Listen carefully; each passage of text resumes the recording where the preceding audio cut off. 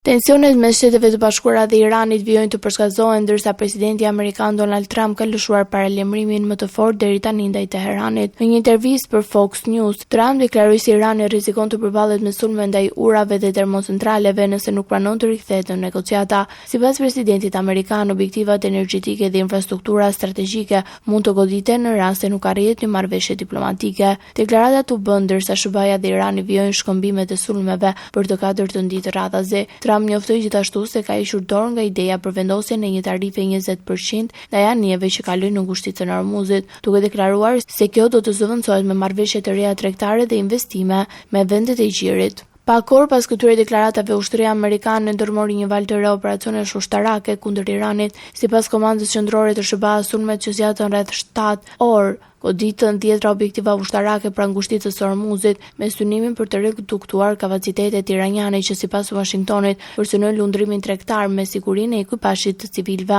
Nga ana tjetër, mediat shtetërore iraniane raportuan se Teherani u përgjigj operacioneve amerikane duke lëshuar raketat dhe drone ndaj objektivave ushtarake amerikane në Jordani, Kuvajt dhe Bahrein. Autoritetet kuvajtiane njoftuan se sistemet e mbrojtjes ajrore interceptuan disa dronë ndërsa në Bahrein u aktivizuan sirenat e alarmit. Kërcënimet e Trump u rikthyen në vëmendje edhe çështjen e ligjit ndërkombëtar, më herët pas deklaratave të ngjashme për goditjen e infrastrukturës civile iraniane. Komisioni i lartë i OKB-s për të drejtat e njerëzit, Volker Turk, kishte theksuar se sulmet e qëllimshme ndaj civilëve dhe objekte civile përbën shkelje të drejtës kombëtare humanitare dhe mund të konsiderohet krim lufte.